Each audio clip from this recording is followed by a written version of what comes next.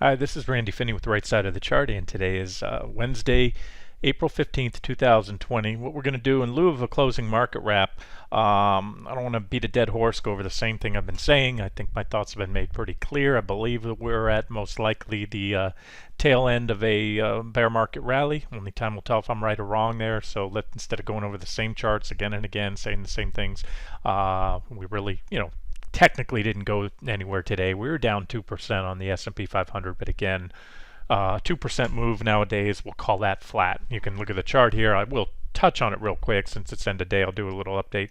This is the SPY. It's our active short on direct play on the index, on the market itself. Little trend line here. I'm going to zoom in a little tighter. There was that wedge break.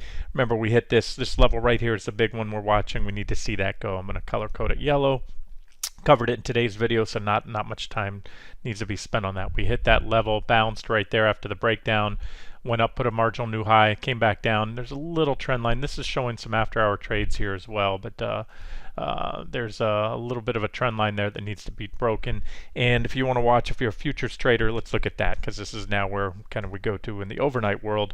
I've added a few lines since. These are ES, S&P 500 E-mini futures, and I'll just color code those for you. West Coast traders that like to continue to trade, or anybody on the East Coast that wants to trade up till tonight. Same level. Well, no, I'm sorry. I don't think I had this one in there earlier. I've added quite a few lines since the update this morning, and one of them here is 2754.50. We'll call that right there. That's quite a bit of reactions, and that's where we bounced today. Kind of have this little flagging type action going here. We had an impulsive move down leading into it, so that could be a bear flag. Either way, whether you break the bear flag or not, you need to get 2754 where we bounced today. That's another reaction yet off that level. Helps to validate it.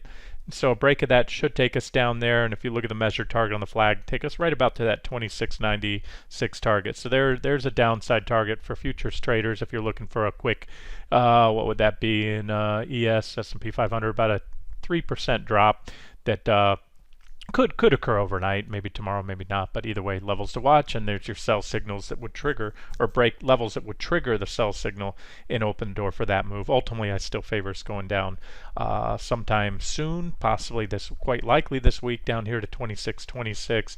And I get these videos out in advance, even when the market's kind of stalling out, because you got to move quick. If you wait, and we start falling quick, by the time most people want to short, we're already down and the bulk of the move's been made, and then you bounce. And so I like to get in front of trades, and I think we have one coming here. Everything else in the chart I've already covered: the rising wedge breakdown, the little minor price channel here below the wedge, and then the breakdown of that. And here's a downtrend line on ES right there that ideally doesn't have to. It's not the end of the world if it's taken out, but ideally that should contain any bounces from here. It's only a minor trend line. There's not a lot of reaction, so I can't put too much, validate it that much. But if another tag, we bounce up to it and get another rejection, then that's one to watch. And a lot of times when you do top out, you start working on a downtrend line like this, that the index starts to stair step lower, and there's your objective shorting entries, or stop loss if you're short and you want to put a stop above, either or.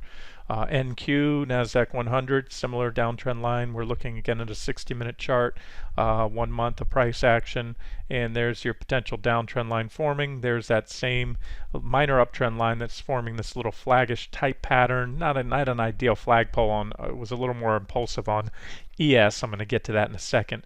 But there's also pretty decent support. Nothing major, but near-term support right there, about 84, 85. You can see reaction from above, a pullback, an impulsive breakout above that level, and then we came in to back test it today, got that little bounce intraday, and so that's it. We're pinched between support and resistance. I favor this resolution to the downside, and if we can take out 84, 85, that should take us down here to 83.29, and this intersecting uptrend line right there.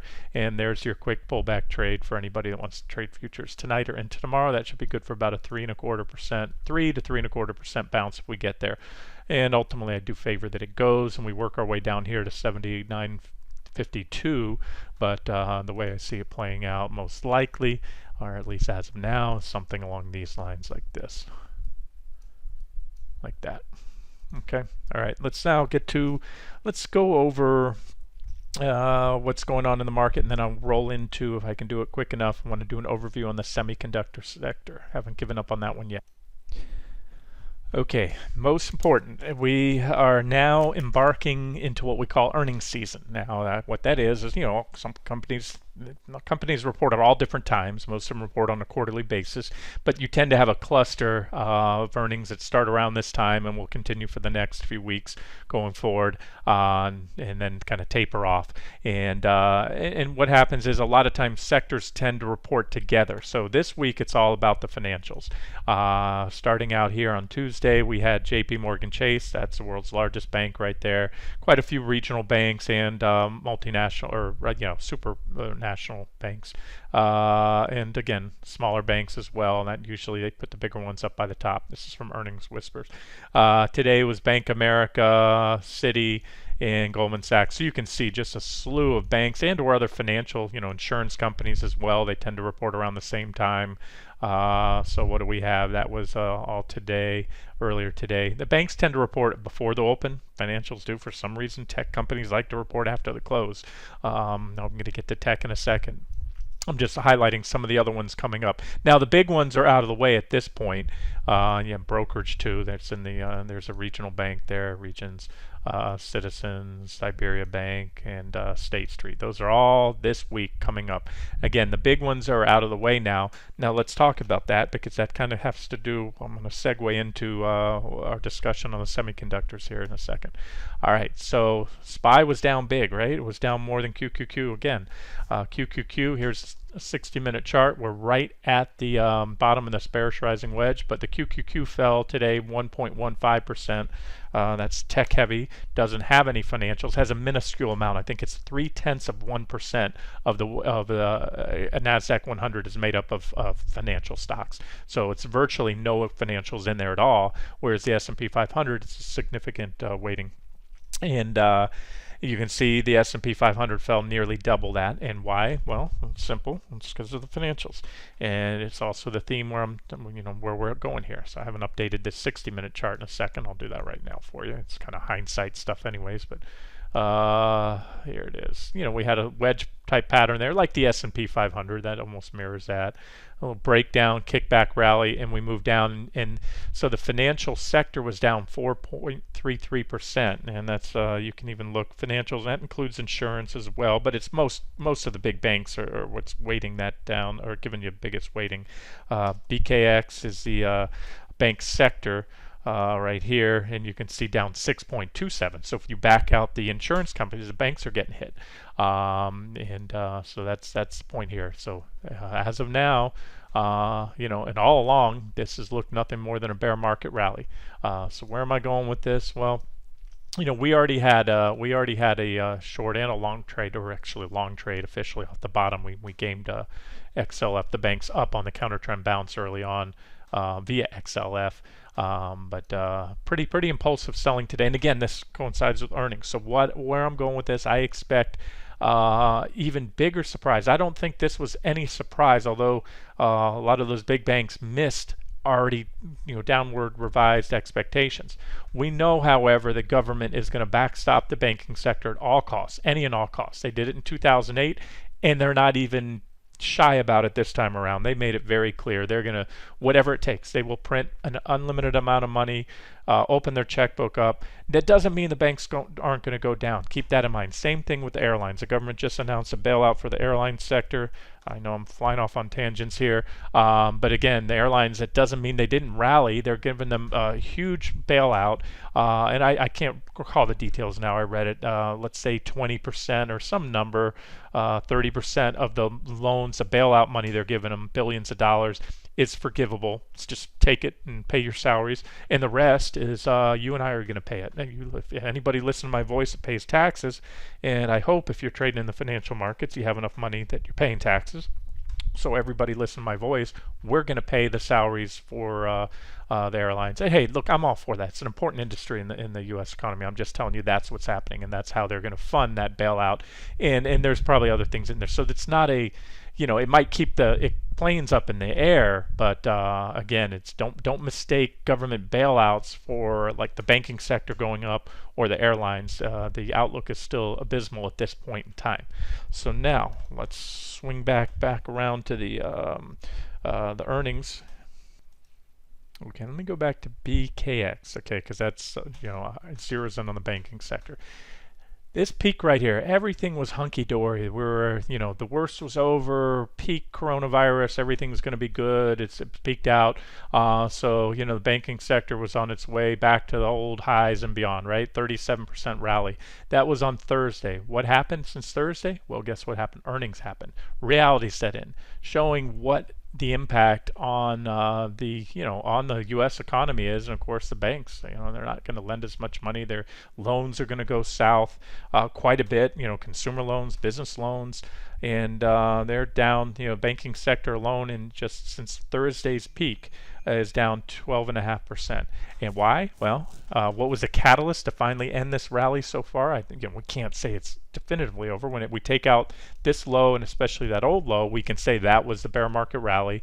That was a great shorting opportunity. But I can say right now, 12.5% knockdown. Most of that came today and yesterday as the big banks, as I just showed you, all the banks, starting out with the mega banks, reported earnings. So let's now talk about the next one I think to come. And this one I think will catch people as an even bigger surprise, if not so much the actual earnings for last quarter, because remember what an earnings report is. It is what a company made in the previous quarter. And if their quarter ended today, April 15th, they don't report earnings on April 16th. It takes at least a month, about a month or so, to get all the numbers crunched in and prepare for the earnings report, have the accountants, the accounting firms double check everything, make sure it looks right.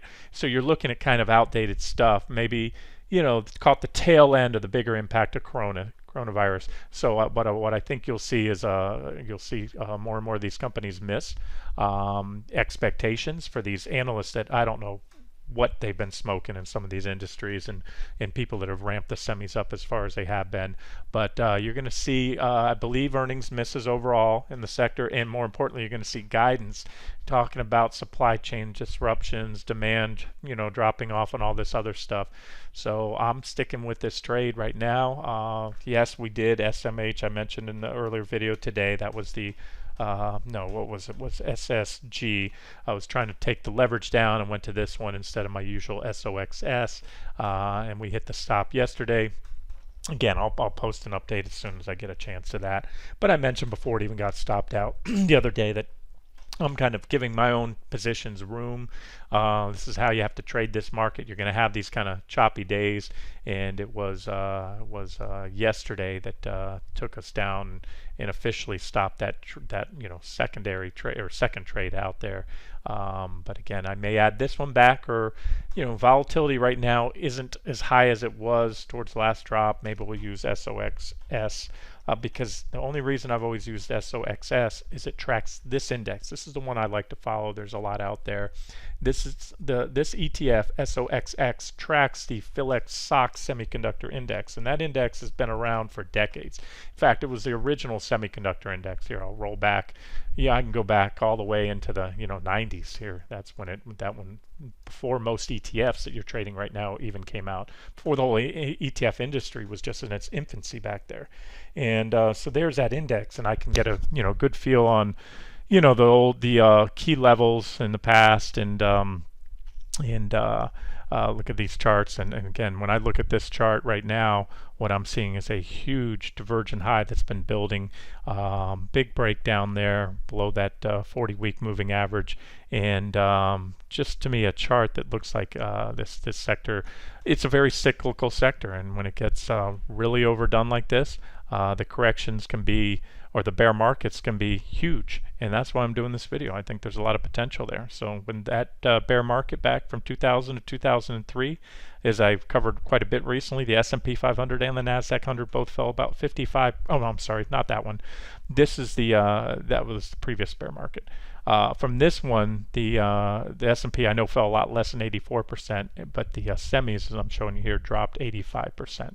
In the last bear market, the one that I was just referring to, where the S&P 500 and the Nasdaq both fell about 55% off their highs into the and the lows in early 2009. The semis fell 70%.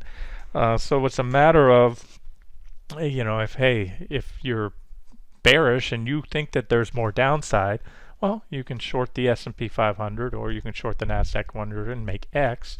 Or if you get the call right, since these are cyclical companies, they're dependent on the business cycle. When this is just, it's not really complex. When the business cycle turns, business cycle means economic expansions and contractions. And contractions are, if they're 2 consecutive quarters or more, it's a recession. So that's it. It's about going with it's simply a higher beta instrument. In a bull market, especially in a bull market in the semis, it coincides with a bull market in the stock market overall. You're going to make more money than you will. Look at the bull market off the lows in 2009 in the semis. It was over 1,000% return, and it just cuts both ways. It's really that simple. So if I'm right and there's more downside, then this sector should have a lot more downside than the broad market. And what we can even do, and I'll do in this video, is sniff out some of the standout names that might outperform the entire sector to the downside. Or you want to keep it simple, then you use one of the ETFs. You got to be careful, as I said, with the 3-time leverage. Over time, you're just going to decay out here with these leverage ones. Even SOXL, over time it should, the decay is going to chip away at the returns, where you're not going to get the 300%. So you can short the one time. That's the pure play and the least amount of risk. You're diversified. You have a basket of, in the case of SOXX, there are 30 individual stocks within SOXX, and then you have the ones that I mentioned, like SSG. This one has, I don't have the holdings right now on my screen. I'm looking at another monitor, SXD and others out there. Okay, and let's just run through some of the charts, some of the components of SOXX. We're not going to hit them all, but I'm going to talk earnings real quick, because the semis are not as clustered tightly. In other words, we have almost all the big financials are out of the way this week, or by next week, the majority. And on the semis, they're a little more trickled out, but we're starting to get some of those reporting today. In fact, we had a ASML report, and you can see the stock was down 2.23%. And I should clarify, they reported after open. So, there's one that sets a tone, but as long as I've done this, guys, what's never failed to amaze me is how the news and fundamentals, such as, we'll call it news, if you will, an earnings report, even though it was scheduled in advance, it's not surprise news, but how well they headlines, whether it is a surprise headline, or at least to most people, because remember, insider trading is old as the financial markets are themselves, especially the stock market. It's always been there and always will be, meaning little birdies, little people rubbing elbows, whether it's a mid or low level employee or high level executive, bumping elbows somebody out in the Hamptons. Word gets around, and the smart money usually knows when things that the public doesn't know are going to come out, and that's why a stock will often reflect that ahead of time, once that news, depending how widely it's disseminated and how many people act on it. Now, with that being said, where I'm going with this is, today was earnings. So what happened? This is a trend line I've had here for a long time on ASML, uptrend line right there.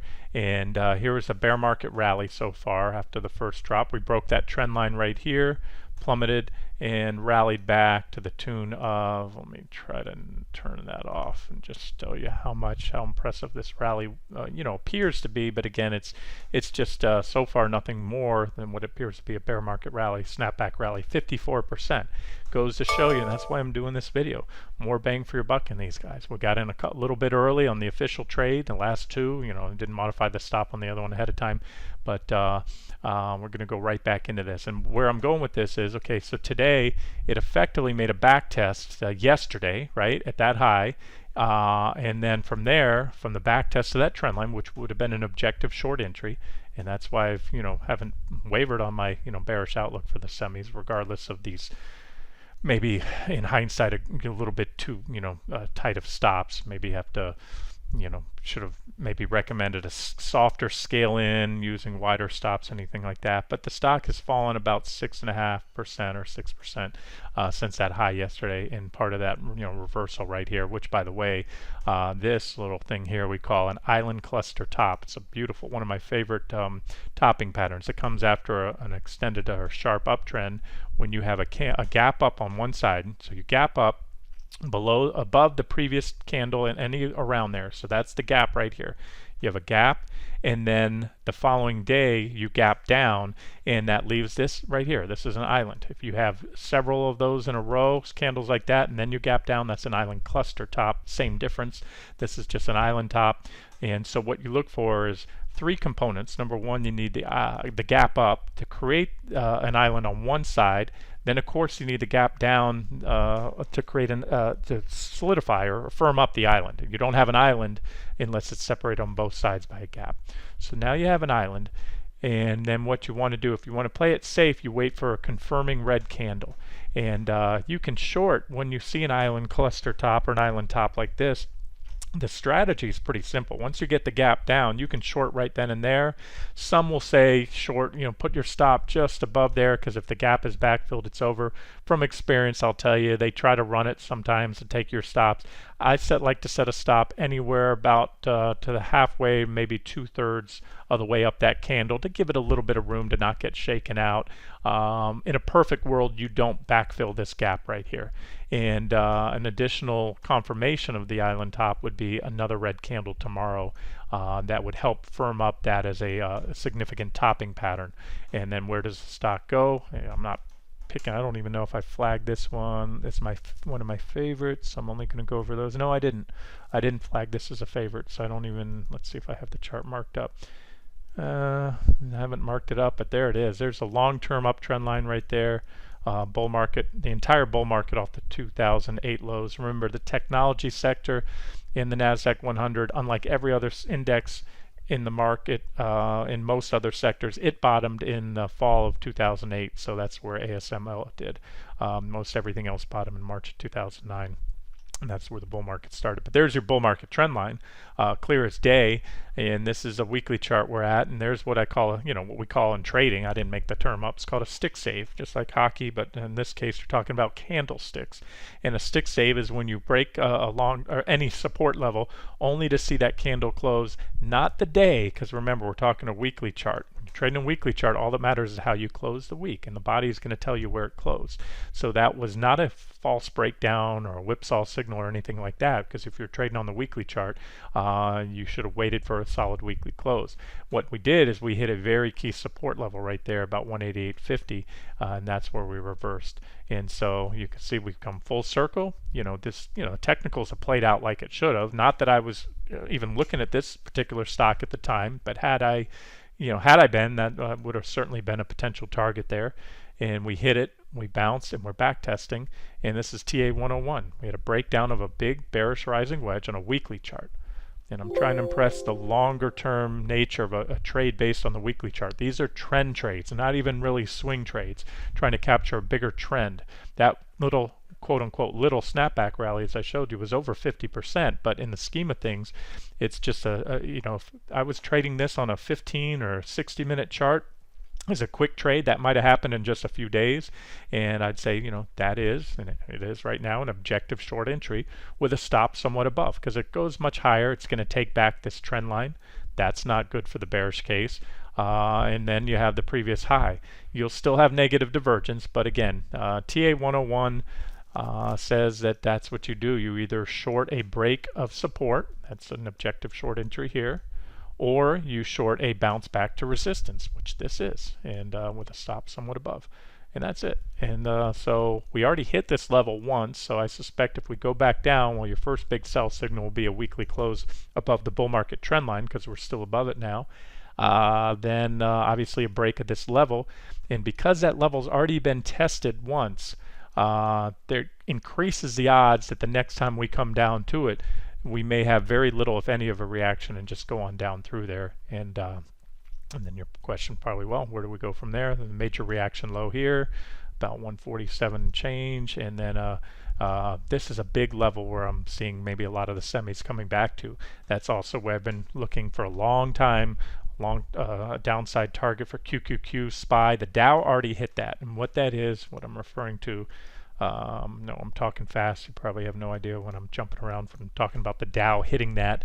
I'm talking about the 2015 to 2016 highs. The stock market went in a multi-year sideways trading range from really about 2013, 2014, all the way up to 2016, and had a major breakout that coincided with the Trump pump, where I firmly believe that if things would have went the other way in the elections, that's probably when our bull market would have ended there.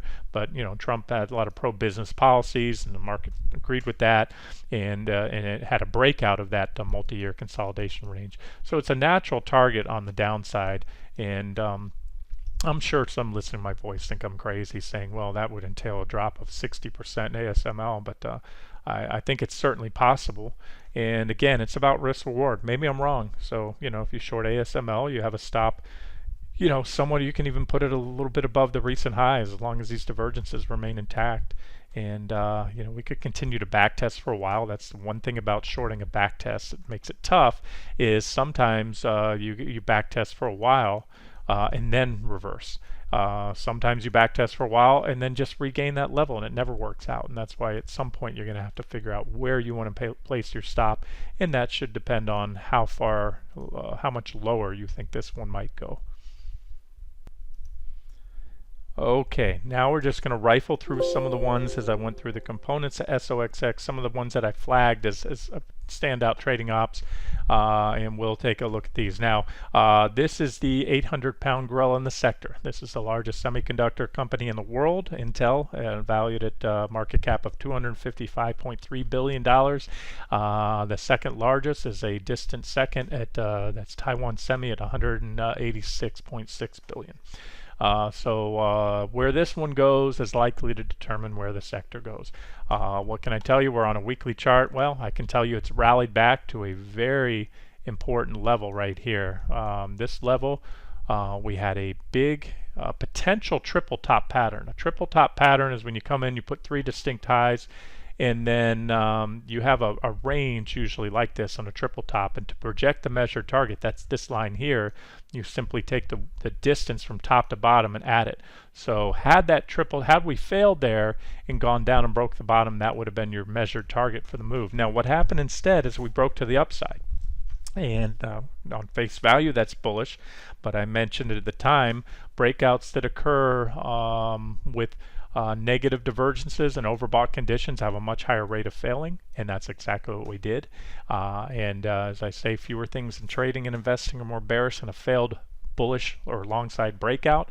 So when you failed the breakout, you also broke this trend line. So there was sell signal number one. The trend line break early on before the breakout even failed. Sell signal number two was when we fell back down below the breakout point right there. That took us all the way back down to the bottom of the range right there, darn close to it. And now what have we done? We kicked back to the top of the range. That's still a significant resistance level, so I can tell you right now, although I can't promise whether it pans out or not, I can tell you shorting Intel here, if you're willing to give it a little bit of room, is objective. Where would I target? Well, at minimum, another move back down to the bottom of the range. These long-standing multi-year divergences tell me that there's probably more downside to come. And that would be a heck of a short there. You also have a bull market uptrend line right here, at least from the 2015 lows, that was briefly taken out but regained the following week right there. That's one level to watch as well.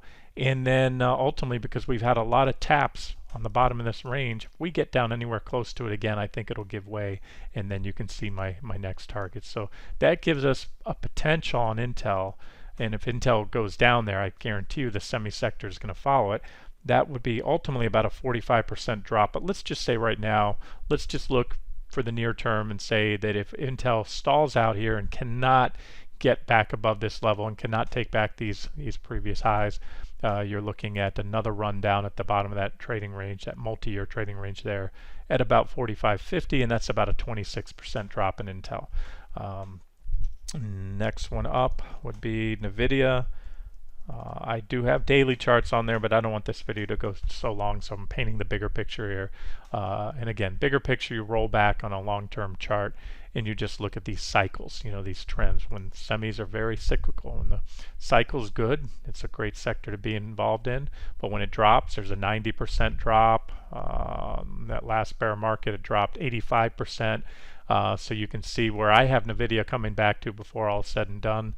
In the next bear market, whether we're in it now or the bear market's over and the next bear comes 2 years from now, ultimately it's going to come back here and want to revisit this long-term trend line. And look at that, 85%, right about where the previous 2 bear markets had it. So again, enormous gain potential. Most people don't have the stomach to ride out the volatility. And again, if I add back another official trade on one of these ETFs, I just may add longer term targets and longer term wider stops as a trend trade. I'll also include the near term targets, because the other thing I know is, when people do usually take these trades on the site that are, targeting bigger drops, they usually take the quick profits. Like on this one, they probably get out. And I can tell you this, it's not a bad idea if you're an active trader to jump out. You can short here. I'm just telling you the technical case. It's a beautiful uptrend line right there. Big giant divergent high that's been building for years, and this portends a much larger. This portends a major trend reversal. In other words, from bull to bear market, these large multi-year divergences that have been building, just like those that we're building in the stock market. This is no different from the same divergences I've been highlighting in SPY and QQQ for the last few years. Can't tell you how many times I heard people say, "Oh, they don't work. They don't work." They take a while when you're looking at a monthly or weekly chart to play out. But when they do, it's usually for big trend changes. In other words, bull to bear markets. Just like the positive divergences are what you look for on the weekly charts for the end of a bear market and the beginning of a bull market. And it's one of many things. It's not a standalone signal. So that's it. Breakdown, hit a very well-defined support level, logical place for it to bounce. NVIDIA bounced back and is currently backtesting the trend line now. And if you look, it's been backtesting for the last 3 weeks. So there's a good example of, short here, and that's probably where we did, the first semi-short, and we're creeping back up. What would take NVIDIA down? They don't report until May 14th, but by then we're going to have a few other semis out of the way, and that'll probably set the tone for the semiconductor sector. So from this long-term chart, it looks like an objective short, but I'll be honest, you really want to hone down on your entries and exits on these daily charts and even the 60-minute charts, and that's not what this video was all about. If I put some of these as official trades, which I probably will soon, I'll look at things like this. Here's a 60-minute chart, trend line, set an alert on that, and that's where I'd be ready to pull the trigger on a NVIDIA short on a break of this trend line right there. You have negative divergences here on the 60-minute time frame, a little wedge pattern, and that should trigger a short-term drop, which then can kind of play out here. So if you get that breakdown, what this would look like when I flip over to the weekly chart and what I'd look for. I'm not going to change the color. It takes too long. I'd have to pause the video. But imagine that being a big red candle. That would show me what I want to see, an impulsive rejection on the back test. And as I often talked about, sometimes if you're wondering, why back test now? Sometimes you get a back test and then you move down. Sometimes you don't. That's why I'll short these breakdowns, and because you don't want to miss this. Because I've had a lot of people say, "Oh, why don't you just wait for the back test?" Again, sometimes you get a back test, sometimes you don't. ADI, Advanced Micro Devices, trendline break, divergent high, everything you like to see right there. I probably should have extended those lines. Some of these charts I haven't updated. I just looked at before the video, and these are old lines. I've had these lines on for a while. So trendline break, back test. I mean, there's a lot. You can see a lot in this chart. These stocks do tend to behave, some more than others, behave well to the technicals. Trendline break. There was a back test that just kept on back testing for a long time.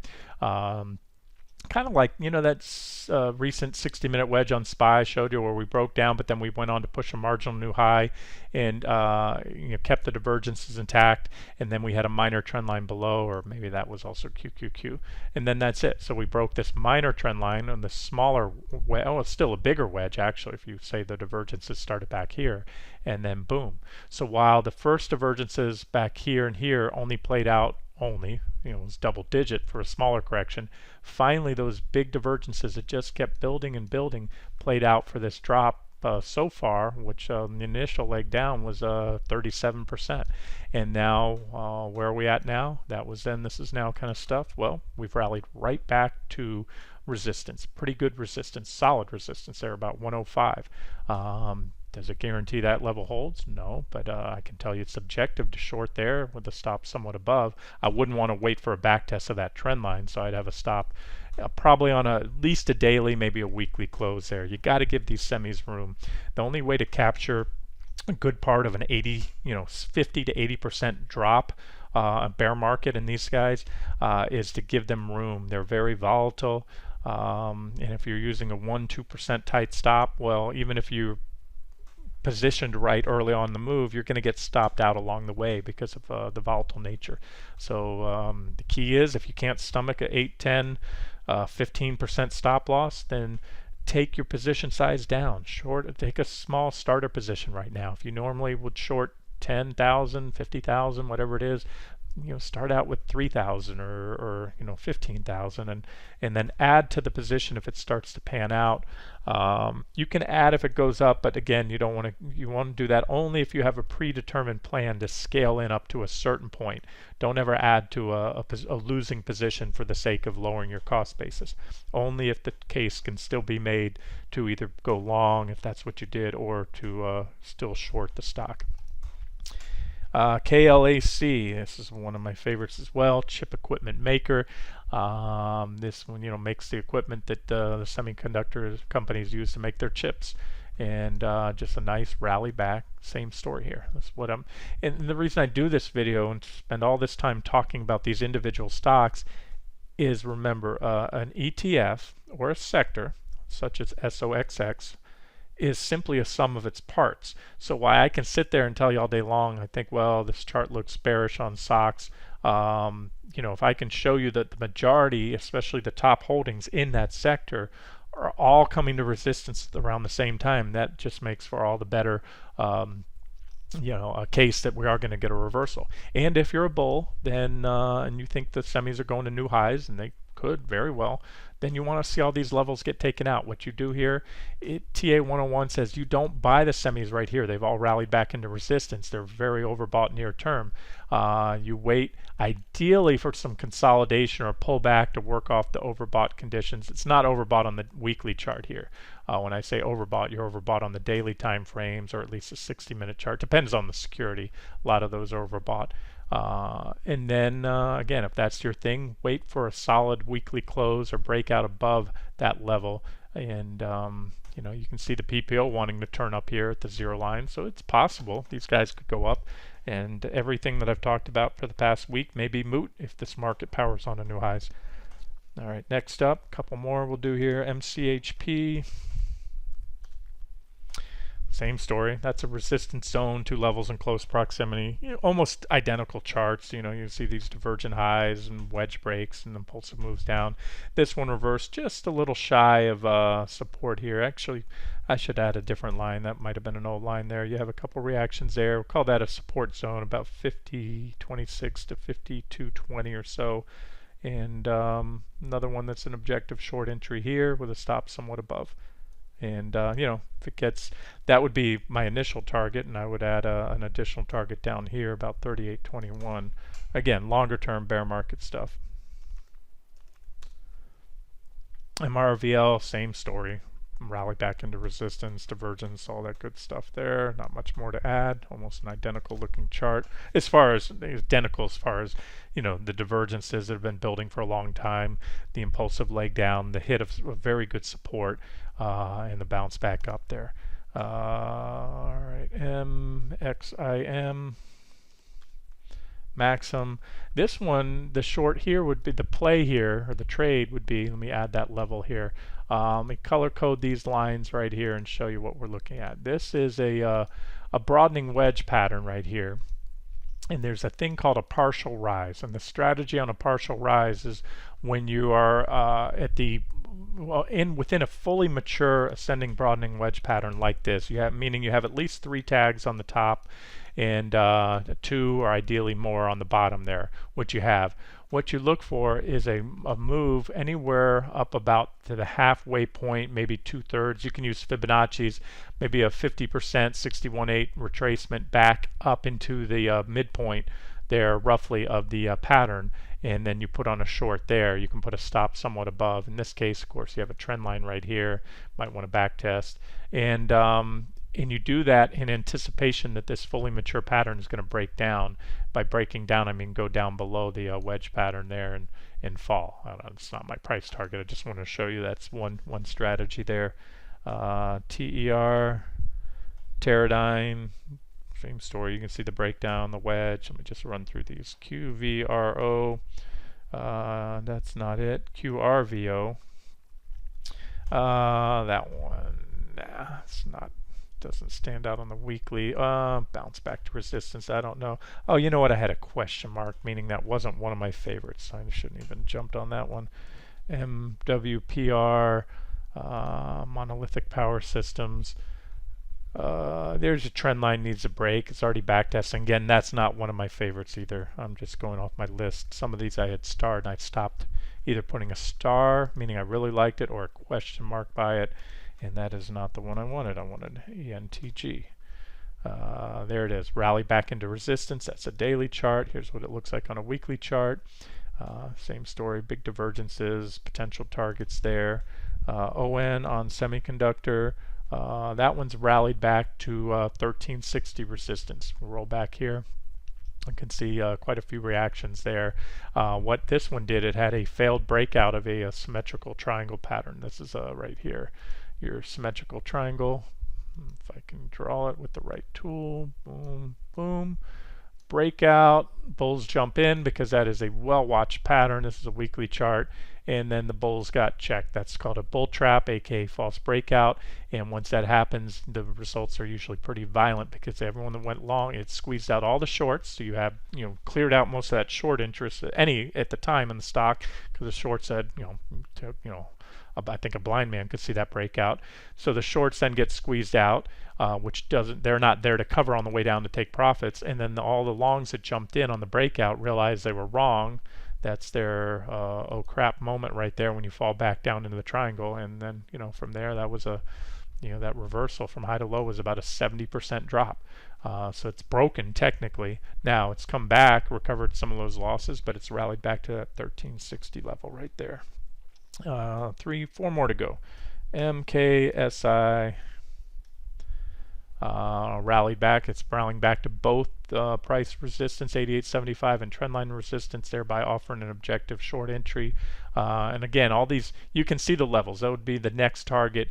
If we get any type of downside traction going in the semis, of course I'll update it and add additional targets. And if we continue to go up from here and these don't pan out at this time, I'll keep an eye on the sector and get right back on it and look for the next objective entry. But right now, like I said, unless anything changes drastically in the macro fundamental outlook, for the U.S. and the world economy, global economy, these are chip makers. They're not, most of them, have global exposure. Unless anything changes there, I think the street right now is overlooking the impact of what's going on in the economy to what's going to happen in the semiconductor sector. So I think we have an opportunity here, as everybody's been buying semis lately thinking they're immune because they don't have retail storefronts and all that other stuff. They're not immune to a downturn in the business cycle, and that's my common theme here. All right, kind of a big broadening wedge pattern there, rallied back to resistance. That's SLAB, Silicon Labs. And then CRUS, uptrend line, not yet broken, so not one of my favorite. Also turning back up at the 0 line, so yeah, that's definitely not one of my favorites. I wouldn't short that particular one right now. CCMP, I thought I had some lines drawn here, maybe not on the weekly chart. Let's see what I had on the weekly. Oh yeah, rallied right back, and I have a pretty big resistance level there, right about 125. Let's round that off. People like round numbers. There it is, 125.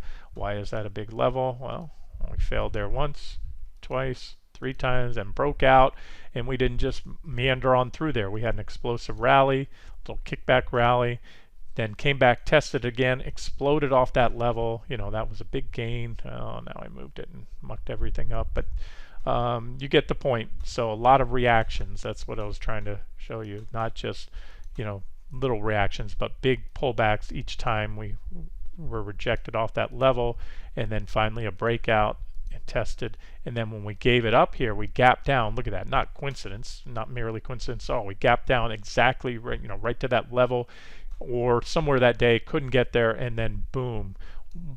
Remember, support once broken becomes resistance. And here it is. We've come full circle. We came back to that level. If it breaks above it and can close on a solid daily close, maybe 2 or 3 closes, that's bullish. But there is a big gap above and trend line, so it's not the kind of bullish that I would go long. I would just look that if I shorted this one here, I'd either take a starter position or a full position, and if I had a starter position, I'd probably add to it on the back test. If I take a full position, let's see, well, let's say 126. If I have to anticipate a back test of the trend line, that would be a 10% stop loss for a stock that, when I flip back to the weekly chart, where does this one go? I'm just kind of quick eyeballing this chart. I'm looking again at these the big level down here. That's about 55% drop. So allowing a 10% stop loss order on a stock you're looking for maybe 55% downside, that's a 5.5 to 1 risk reward ratio. I'll take that all day long. That's an excellent RR. So that's it, guys. That's what we're looking at on the semiconductor sector. And again, for simplicity's sake, I'll get one of those ETFs out there soon as an official trade idea. The same targets that I have on that, by the way, the SSG trade, nothing's changed there. If you're giving that one a little more room, I maintain those targets for the time being. If anything changes, I'll update that. And I may get a few of these individual semis out here soon. I'd rather get in front of the curve, and meaning earnings season, because if we get a couple really bad reports, some really bad guidance, especially from a company like Intel, one of the big ones, the semis can drop so fast we might no longer get an objective entry. So I think with how much we've rallied in the recent weeks, and especially the fact we've rallied into significant resistance without much of a pullback yet, I think the risk reward right now is favorable to the downside. In other words, I think the risk of being caught in some huge upside gap is overshadowed by the risk of a big downside gap, if that makes sense to you. All right, we'll wrap it up here. This has been Randy Finney with Right Side of the Chart. Hope you enjoyed it.